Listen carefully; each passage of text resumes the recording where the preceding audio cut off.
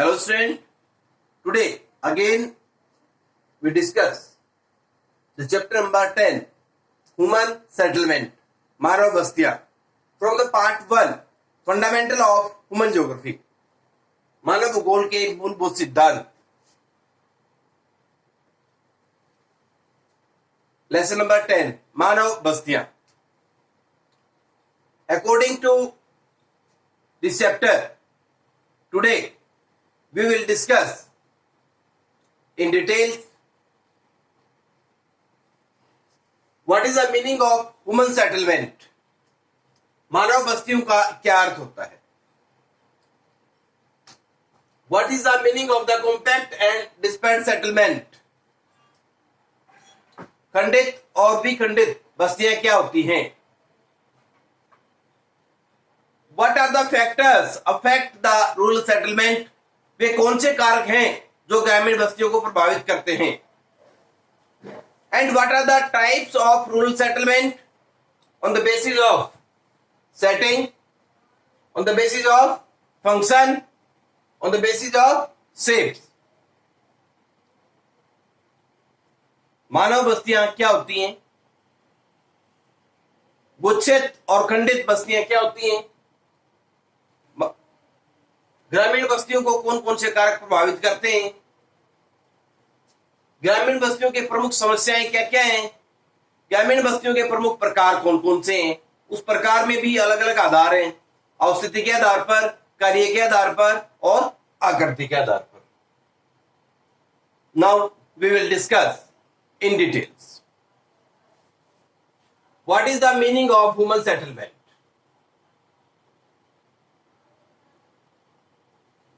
मानव बस्ती किसे कहते हैं? That is the group of houses in which people live as a permanent.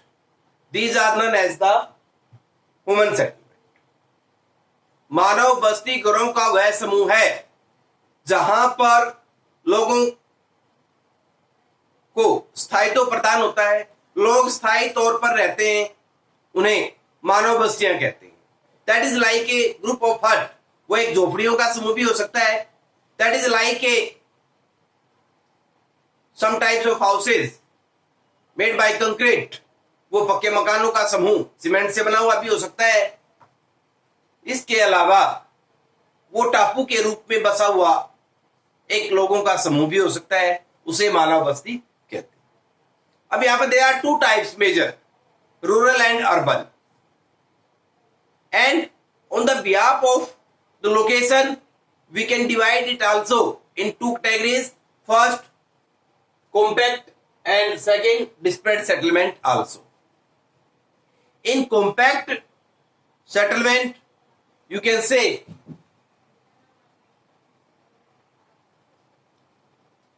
the house are built close to each other. These are known as the compact human settlement. And according to dispersed settlement, you can say there are a lot of difference according to distance from one house to another house. These are known as the dispersed settlement. Compact बस्तियां, उचित बस्तियां वो हैं जहां पर घरों के समूह, घरों की छतें आपस में सटी हुई होती हैं, सभी घर आपस में जुड़े हुए पाए जाते हैं. उन्हें कॉम्पैक्ट या गुच्छित बस्तियां कहते हैं या अखंडित बस्तियां कहते हैं. अब डिस्पेर्स्ड सेटलमेंट, खंडित बस्तियां जिनमें घरों के बीच की दूरी काफी अधिक होती है, एक घर से दूसरे घर तक काफी अधिक दूरी पाई जाती है, वो डिस्पेर्स्ड या खंडित बस्तियां कहलाती हैं. Rural settlements affecting by the different types of factors. ग्रामीण बस्तियों को कौन कौन से कारक प्रभावित करते हैं? फर्स्ट है वाटर, पानी. Without the facility of water we are not succeed to do anything. Facility of water provide the proper way of rural settlement. Land means fertile, unfertile. Fertile land provide the employment to the people of the rural settlement because they do agriculture in these types of land and earn the money for their family. Land is also effect on the location of rural settlement. Building material, all material which are found nearest the settlement, that is so beneficial for the people, means material for the tents, material for the formation of the house, that is also effect on the rural settlement.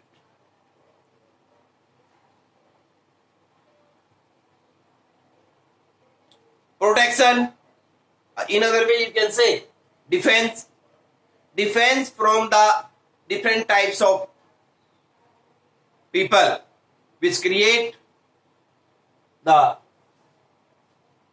wrong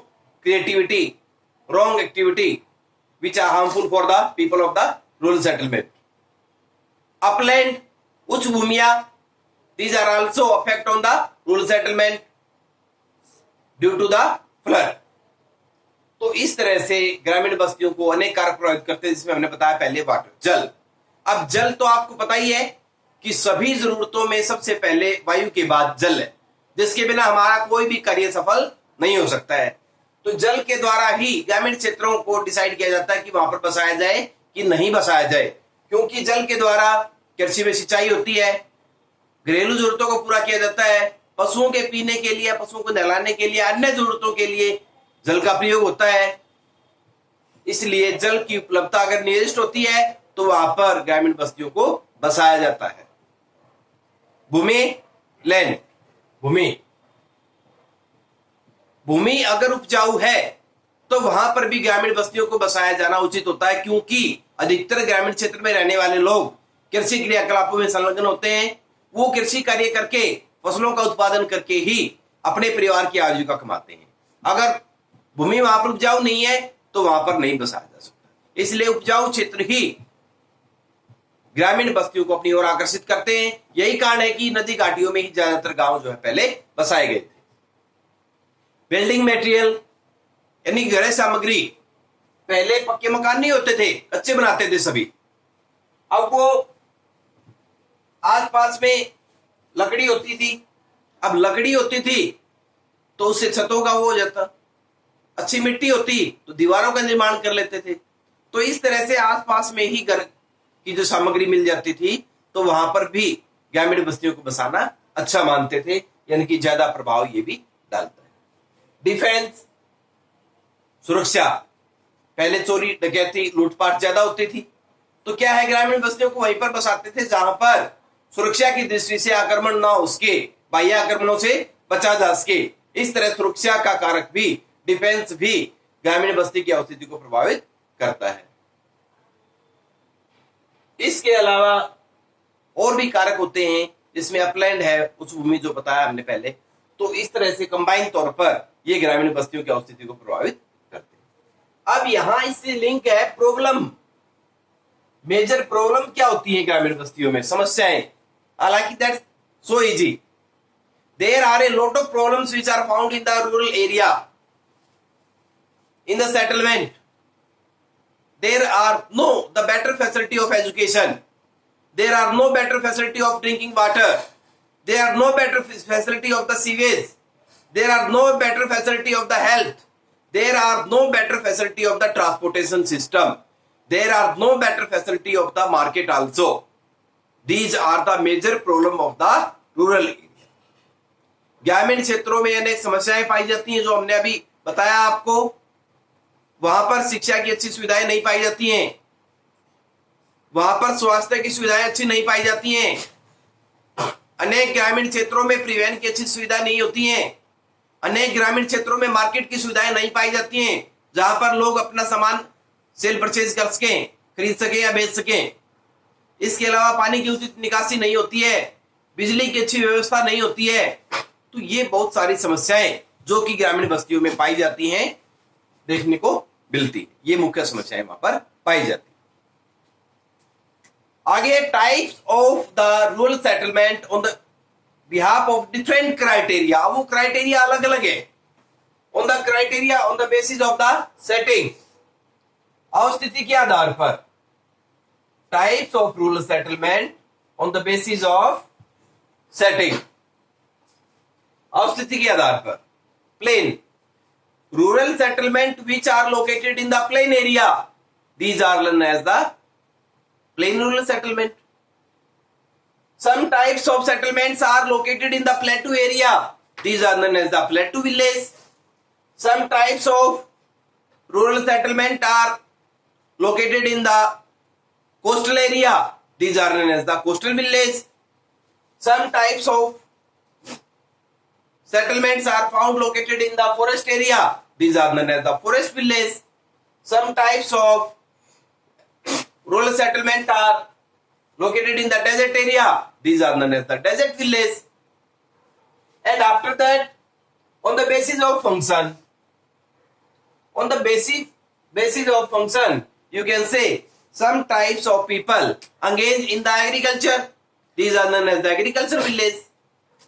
Some types of people are engaged in the fisheries, these are known as the fisheries village. Some types of people are engaged in the mining activity, these are known as the mining village. Some types of people do hunting, these are known as the hunting village. And types on shape, on the behalf of shape, आकृति के आधार पर। यहां पर हमने अलग अलग आकृतियां बनाई हैं। प्लीज साथ साथ आप लिख लेंगे। फर्स्ट है circle, circle form of the rural village. In the circle form, different types of houses built in a circle shape around a temple, around a school, around a health center. These are known as the circle rural settlement. Linear shape, साथ साथ लिख लेंगे। Linear shape, according to linear shape, we can say house are built both side of the road and railway line. These are known as the linear shape. Cross settlement, some types of houses are made both sides of the two-way and two-way close to each other. These are known as the cross settlements. Some are found both sides of the rivers, these are known as the double village. Some are found in the shape of star, in the form of star, these are known as the star shaped settlement, rural settlement. These are the basic criteria of the classification of rural settlement. अब हम दोबारा से एक बार बताते हैं, Hindi medium वाले खास तौर पर ध्यान दें, साथ साथ लिखते रहें। प्रॉब्लम हमने डिस्कस कर ली थी। Types of rural settlement, plain area, मैदानी ग्राम, वो गांव जो मैदानी क्षेत्रों में बसाए जाते हैं, वो ग्रामीण बस्तियां जो मैदानी क्षेत्रों में बसाई जाती हैं, वे मैदानी ग्राम कहलाते हैं। प्लेटू, पठारी ग्राम, जो पठारी क्षेत्रों में विकसित होते हैं, वो ग्रामीण बस्तियां जो पठारी क्षेत्रों में विकसित की जाती हैं, वो पठारी ग्राम कहलाती हैं। कोस्टल ग्राम, तटीय ग्राम, तटीय क्षेत्र ग्राम, तो जो तटीय क्षेत्रों में फिशरीज करते हैं लोग, तटीय क्षेत्रों में जो बस्तियां बसा लेते हैं ग्रामीण लोग, उन्हें तटीय ग्रामीण बस्तियां कहते हैं। फॉरेस्ट, वन ग्राम, वनों में लकड़ियां काट करके जो गुजारा करते हैं, वनों में ही रहते हैं, वो ग्रामीण बस्तियां वनग्राम कहलाती हैं। डेजर्ट, मरुस्थलीय ग्राम, जो मरुस्थलीय क्षेत्रों में पाए जाते हैं लोग, वो मरुस्थलीय ग्राम कहलाते हैं। इसके अलावा on the basis of function, कार्य के आधार पर, अब जनरल सी बात है, जैसा वो कार्य करता है वैसे गांव को नाम दे दिया जाता है। जहां पर अधिकतर लोग कृषि में लगे होते हैं, वो कृषि ग्राम कहलाते हैं। जहां पर अधिकतर लोग मत्स्य में लगे होते हैं, वो मत्स्य ग्राम कहलाते हैं। जहां पर अधिकतर लोग खनन कार्य करते हैं, वो खनन ग्राम कहलाते हैं। जहां पर अधिकतर लोग शिकार करते हैं, हंटिंग करते हैं, गैदरिंग करते हैं, वो संग्रहण क्षेत्र कहलाते हैं। तो जैसा नाम वैसा काम, जैसा काम वैसा नाम। दैट्स सो सिंपल, याद रखने का भी इसी तरीका है। नेक्स्ट आपका बेसिस ऑन द शेप, आकृति के आधार पर। अब पहले बताया हमने फॉर्म में गोलाकार, गोलाकार ग्रामीण बस्तियां। अब गोलाकार ग्रामीण बस्तियां कैसे होती हैं? घरों की वह शेप, वह आकार जिसमें गोलाकार रूप में घरों को बना दिया जाता है, बीच में कोई मंदिर होता है, विद्यालय होता है या स्वास्थ्य केंद्र होता है, उन्हें गोलाकार बस्तियां कहते हैं। नेक्स्ट है रेखिक बस्तियां। रेखिक बस्तियों में सड़क या रेलवे लाइन के दोनों ओर एक रेखा के रूप में घरों के बसाया जाता है ग्रामीण बस्तियों को, वो रेखिक प्रतिरूप कहलाता है। अब एक चौराहा होता है, दो रास्ते आते हैं, एक रास्ते पर मकान बने हुए, दूसरे पर भी बने हुए, दोनों एक दूसरे को क्रॉस करते हैं, चौराहे की शेप हो जाती है। वो एक प्रकार से जो है चौराहा बस्तियां कहलाती हैं, या फिर उसको क्रॉस सेटलमेंट भी कहते हैं। एक होता है स्टार नुमा, चारों तरफ से रास्ते आ रहे हैं और एक चौक पर मिल रहे हैं, वो बहुत सारे रास्ते हैं और सभी रास्तों पर बस्तियां बसाई गई हैं, रूरल सेटलमेंट, तो वो आपकी कहलाएंगी तारानुमा बस्तियां। इसके अलावा दोहरे ग्राम भी होते हैं, तो नदियों के दोनों ओर गांव बसे हुए होते हैं, ढाणी बसी हुई होती हैं, तथा और भी कई शेप जो है, त्रिभुजाकार शेप भी बनती है, वर्गाकार शेप भी बन जाती है। इस तरह के जो है आकार के आधार पर ग्रामीण बस्तियों के अलग अलग प्रकार पाए जाते हैं।